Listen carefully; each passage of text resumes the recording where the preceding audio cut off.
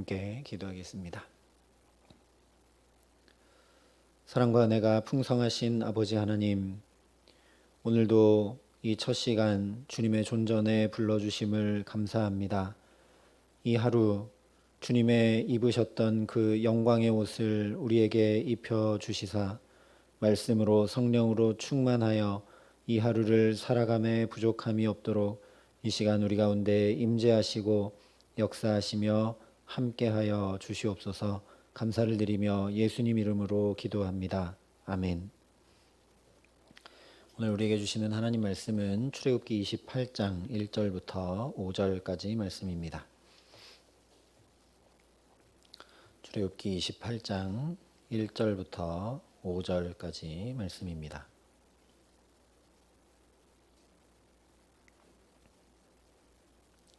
출애굽기 28장 1절부터 5절까지 말씀을 제가 봉독해 드리겠습니다. 하나님의 말씀입니다. 너는 이스라엘 자손 중 내 형 아론과 그의 아들들 곧 아론과 아론의 아들들 나답과 아비후와 엘르아살과 이다말을 그와 함께 내게로 나오게 하여 나를 섬기는 제사장 직분을 행하게 하되 내 형 아론을 위하여 거룩한 옷을 지어 영화롭고 아름답게 할지니 너는 무릇 마음에 지혜 있는 모든 자 곧 내가 지혜로운 영으로 채운 자들에게 말하여 아론의 옷을 지어 그를 거룩하게 하여 내게 제사장 직분을 행하게 하라. 그들이 지을 옷은 이러하니 곧 흉패와 에봇과 겉옷과 반포 속옷과 관과 띠라. 그들이 내 형 아론과 그 아들들을 위하여 거룩한 옷을 지어 아론이 내게 제사장 직분을 행하게 하라. 그들이 쓸 것은 금실과 청색, 자색, 홍색 실과 가늘게 꼰 배실이니라. 아멘. 오늘 출애굽기 28장은 성소의 기물들이 아니라 제사장에 대해서 말씀을 합니다.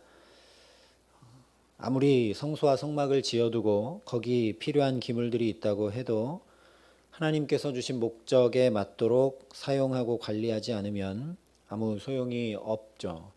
그 일들을 행하는 사람이 바로 제사장들입니다. 그래서 성경을 보면 이 제사장들은 약 8가지 직무를 7, 8가지 되는 직무를 행했는데 첫 번째로 제사장은 말 그대로 제사 드리는 장이기 때문에 제사 드리는 일을 주관했습니다. 어떤 사람이 하나님 앞에 나와 제사하려고 할 때 그 제물이 흠이 없는지도 제사장들이 살펴야 됐고 나와서 죄를 안수하고 또 짐승을 잡고 각을 뜨고 번제단 위에 올려놓고 피를 뿌리고 제단불에는 또 피를 바르고 이런 모든 것들을 제사장들이 안내하고 관리하고 돕는 역할을 했습니다. 그러니 두 번째로는 율법을 가르치는 일들도 당연히 제사장들이 수행할 수밖에 없죠. 그래야 백성들이 범죄하지 않고 살아갈 수 있기 때문입니다. 같은 맥락에서 세 번째 직무는 율법을 따라 백성들을 재판하는 것입니다. 네 번째 직무는 율법을 따라 백성들의 병을 진단해서 정함과 부정함을 선언해야 했고 부정한 자가 나아서 다시 제사장에게 확인받으러 오면 완쾌 선언도 해야 됐습니다. 또 성경을 보면 그뿐만 아니라 백성들이 거주하는 집에 곰팡이 같은 것들이 나거나 하면 집이 정결한지 부정한지 이런 것들도 다 살피고 선언해 주어야 했습니다. 다섯째로는 우리가 이미 살펴본 대로 날마다 성소 안에 있는 등잔대 불을 점검하고 정리하고 기름을 채워 넣어야 됐고 또 그렇게 아침 저녁으로 등잔대 불을 손질할 때마다 분향단에 있는 향도 살라야 했습니다. 여섯 번째 직무는 매 안식일마다 진설병상 위에다가 2줄로 6개씩 떡을 진설해야 했습니다. 마지막으로 전쟁에서 나팔 부는 일도 제사장들이 수행을 했습니다. 그래서 이 직무들을 쭉 살펴보면 제사장들이 대부분 백성들을 섬기는 일들을 했다는 것을 알게 됩니다. 제사는 물론이고 율법을 가르치고 재판하고 정함과 부정함도 판단하는 일은 모두 사람을 섬기는 일이죠. 이 일들을 잘못해서 하나님이 거하시지 않는 성소에 또 백성들이 아무리 나와 제사한들 아무 소용이 없기 때문에, 그렇기 때문에 성소 안에 있는 등잔대나 분향단이나 진설병상도 관리하는 것이 결국 이 하나님의 임재 앞으로 사람들이 나아올 수 있도록 하는 일들입니다. 그래서 제사장들의 직무를 가만히 생각해 보면 사람을 섬기는 것처럼 보입니다. 물론 중심은 다 하나님을 섬기는 것이고, 그 하나님의 거룩함 때문에 백성들도 거룩할 수 있도록 돕는 일이지만, 실제로 이 직무들을 반복하다 보면 하나님을 섬기는 것이라고 생각하기 어려워집니다. 멀리 제사장들의 일을 생각할 것이 아니라 우리가 교회에서 봉사하거나 헌신하거나 처음에는 하나님을 섬기는 마음으로, 하나님께 정말 헌신하는 마음으로, 귀한 마음으로 이렇게 하는데, 그 일들이 오래 반복되다 보면 어느새 하나님을 섬기는 것이 내 마음에 희미해져 가고, 또 하나님을 놓칠 때도 참 많이 있습니다. 특별히 목회자인 제가 그렇죠. 늘 여기서 일하고 여기서 직무를 행하기 때문에 익숙해지기 쉽다는 겁니다. 특별히 사람들을 대하게 되면. 그래서 오늘 가장 먼저 이 제사장에 대해서 1절에 이렇게 하나님이 말씀하십니다. 너는 이스라엘 자손 중 내 형 아론과 그의 아들들 곧 아론과 아론의 아들들 나답과 아비후와 엘르아살과 이다말을 그와 함께 내게로 나오게 하여 나를 섬기는 제사장 직분을 행하게 하되. 나를 섬기는 제사장 직분을 행하게 하라, 분명히 말씀을 하십니다. 사람 섬기는 제사장이 아니라는 것이죠. 이것을 놓치면 절대 안 되기 때문에 가장 먼저 강조하며 말씀하시는 것입니다. 이걸 놓치면 어떤 일이 일어나느냐? 사사시대가 펼쳐집니다.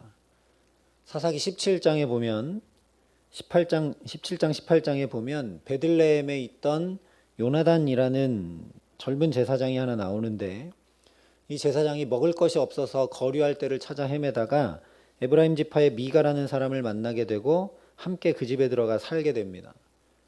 그때 미가가 나를 위해서 우리 집에 제사장이 되라. 그러면 내가 해마다 은 10과 의복 한 벌과 먹을 것을 내가 주겠다. 이러니까 이 요나단이라는 제사장이 아주 좋아하고 그 집에 들어가서 살게 됩니다. 성경은 이 집에 제사장이 돼서 섬기고 함께 사는 걸 만족하게 생각했다, 이렇게 말씀을 합니다. 하나님 섬기는데 관심이 전혀 없습니다. 그래서 이어지는 18장에 보면 단지파에서 이 미가 집안을 공격하러 와서 이 레위인을 또 데려갑니다. 이 장면을 성경이 이렇게 말씀합니다. 그들이 그에게 이르되 잠잠하라, 내 손을 입에 대라, 우리와 함께 가서 우리의 아버지와 제사장이 되라. 내가 한 사람의 집의 제사장이 되는 것과 이스라엘의 한 지파 한 족속의 제사장이 되는 것 중에서 어느 것이 낫겠느냐 하는지라. 그 제사장이 마음에 기뻐하여 에봇과 드라빔과 새긴 우상을 받아가지고 그 백성 가운데로 들어가니라. 아까는 마음에 만족했는데 이제는 마음에 기뻐했다라고 말씀합니다. 더 큰 지파의 제사장이 되니까요.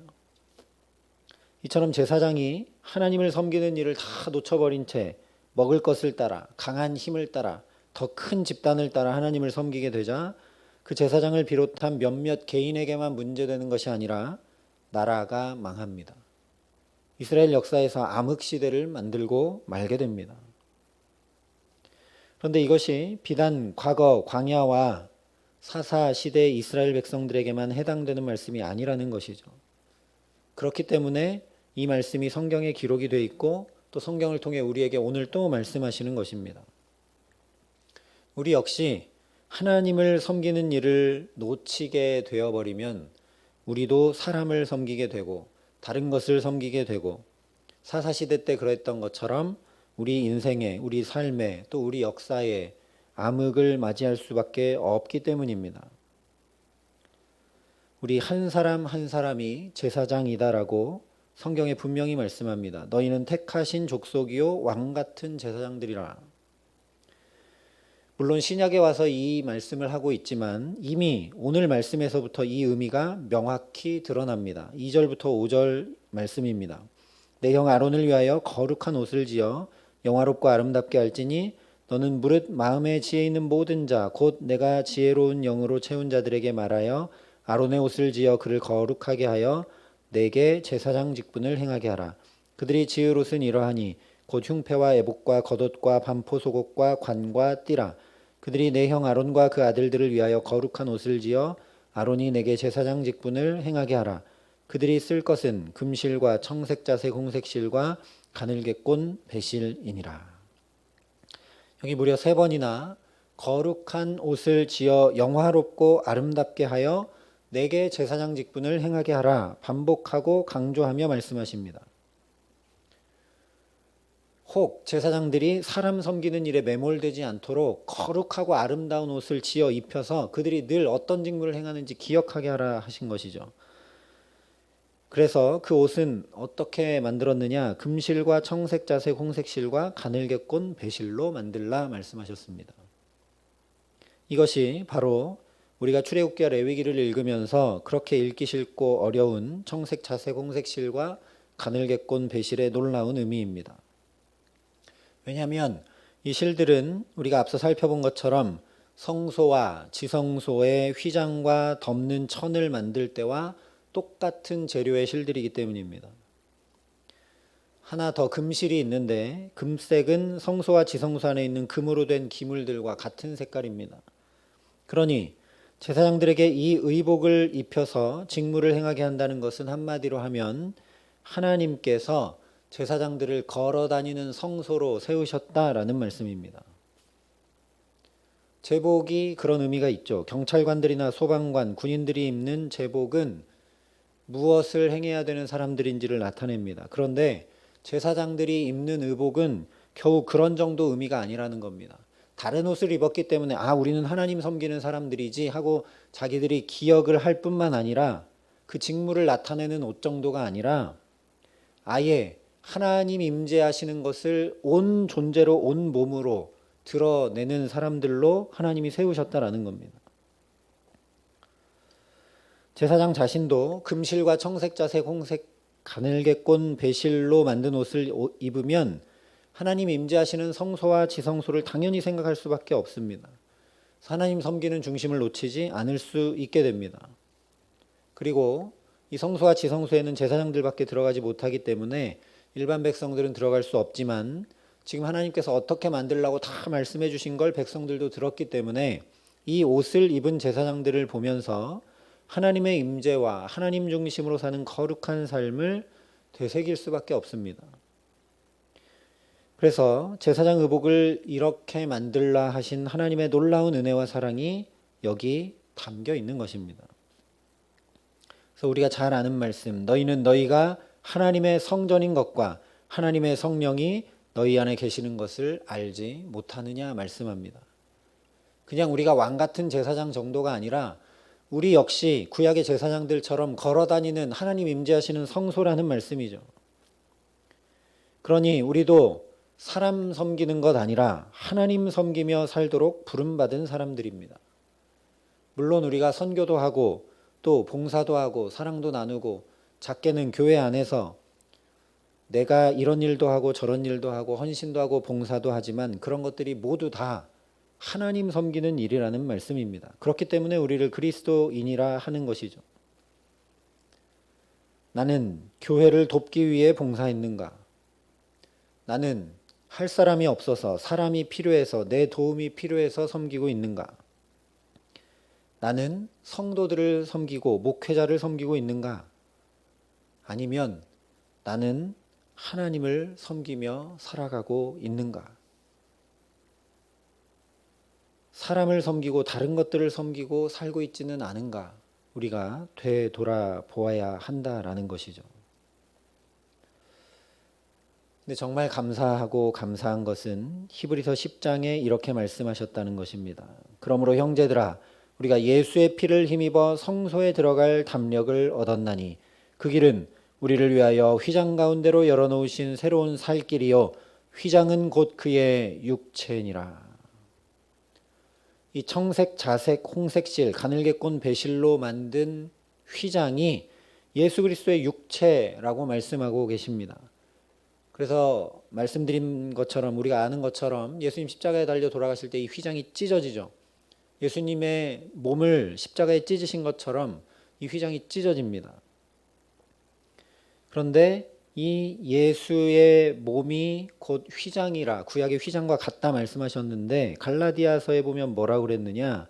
누구든지 그리스도와 합하기 위하여 세례를 받은 자는 그리스도로 옷 입었느니라, 이렇게 말씀합니다. 정말 놀라운 은혜이죠. 제사장 의복을 입은 제사장은 자기가 그 의복을 입어야 되고 그에 맞게 마음 중심을 가지고 직무를 행해야 합니다. 그러다 보니 사사시대에 넘어진 것이죠. 제사장 의복도 아마 안 입었지 않았을까 생각이 됩니다. 그런데 우리에게 하나님께서 주신 옷은 바로 예수 그리스도이시고, 누구든지 그리스도와 합하기 위하여 세례를 받은 자는 이미 그리스도로 옷 입었다 말씀을 합니다. 아예 나를 붙들고 인도하며 보호하고 마음과 생각을 지킬 수 있도록, 그래서 사람이 아니라 하나님을 섬기는 중심을 놓치지 않도록, 그래서 영화롭고 아름다운 삶을 살 수 있도록 우리에게 예수 그리스도를 아예 옷 입혀주셨다라는 말씀입니다. 그러니 우리가 할 일은 단 하나뿐이죠. 예수 그리스도로 옷 입혀주신 그 옷을 잘 입고 살아가기만 하면 됩니다. 그래서 로마서 13장에 이렇게 말씀합니다. 오직 주 예수 그리스도로 옷 입고 정욕을 위하여 육신의 일을 도모하지 말라. 이 말씀 그대로 오직 주 예수 그리스도로 옷 입고 살아가는 저와 여러분 되게 하시기를 간절히 기도합니다. 우리가 벌거벗은 채로 살지 않고 당연하게 옷을 입고 살아갑니다. 그래서 옷장에서 입을 옷을 내가 주목하고 이 옷을 입으면 어떨까 그 모습도 상상하는 것처럼 오늘 모든 일들 가운데 오직 예수 그리스도를 주목하고 오직 예수를 생각하며 살아가게 하시기를 소망합니다. 그래서 우리가 이렇게 입은 옷이 날개가 되어서 수치만 가릴 뿐 아니라 나로 가장 멋있고 아름다운 모습이 되어 자신 있고 기분 좋게 살아가게 하는 것처럼 우리에게 주신 가장 아름답고 영광스러운 예수 그리스도를 옷 입고 살아가기에 넉넉히 세상을 이기고도 남음이 있는 주의 영광과 능력이 저와 여러분의 가정과 자녀들과 일터의 모든 삶에 넘치게 하시기를 우리 구주 예수 그리스도의 이름으로 간절히 축원합니다. 함께 기도하시겠습니다. 아버지 하나님, 제사장들에게 거룩하고 아름답고 영화로운 옷을 지어 입히신 것과 똑같이, 아니 그것을 훨씬 넘어서는 감히 예수 그리스도로 우리를 옷 입혀주심을 감사합니다. 하나님, 내가 그 옷을 스스로 챙겨 입어야 되는 것 아니라 주께서 이미 옷 입혀주셨고 예수 그리스도로 옷 입혀주셔서 내가 주님 안에 거한다는 말씀을 온전히 이루어 주심을 감사합니다. 하나님, 오늘 이 하루도 그렇게 예수 그리스도 안에 거하고 예수로 오직 옷 입고 오직 하나님을 섬기며 살아가기에 주께서 우리를 영화롭게 해주시고 주께서 우리를 하나님 아름다운 삶을 살아갈 수 있도록 걸음마다 순간마다 때마다 일마다 지도하고 가르치시고 우리의 마음과 생각을 지켜주시며 함께하여 주시옵소서. 그래서 주님 입혀주신 예수 그리스도를 옷 입고 살아가기에 세상을 넉넉히 이기고도 남음이 있게 하시고 주님의 영광과 아름다우심이 우리 가정과 자녀들과 일터에 우리 모든 삶의 걸음에 누려지고 나타나 보여질 수 있도록 하나님, 이 기도의 시간 우리를 또 예수 그리스도로 옷 입혀주시고 주의 능력으로 덧입혀 주시고 주의 사랑과 은총으로 함께하여 주시옵소서. 이제는 친히 우리의 구원이 되어주신 우리 구주 예수 그리스도의 은혜와 그 독생자 예수를 아낌없이 내어주신 아버지 하나님의 놀라우신 사랑하심과 오늘도 오직 예수 그리스도를 옷 입고 살아갈 수 있도록 우리를 도우시고 붙드시는 성령 하나님의 교통하시고 역사하심이 여기 머리 숙여 주님 안에 거함으로 주님께서 우리 마음과 생각을 지켜주시는 대로 오직 하나님 섬기며 살아가기로 소망하고 결단하는 여기 모인 모든 주의 성도들과 사랑의 빛교회 모든 교우들과 이 나라 이 민족과 이 귀한 복음을 오늘도 세계 만방에 전하시는 선교사님들 가운데 이제로부터 영원토록 함께 하시기를 간절히 축원하옵나이다. 아멘.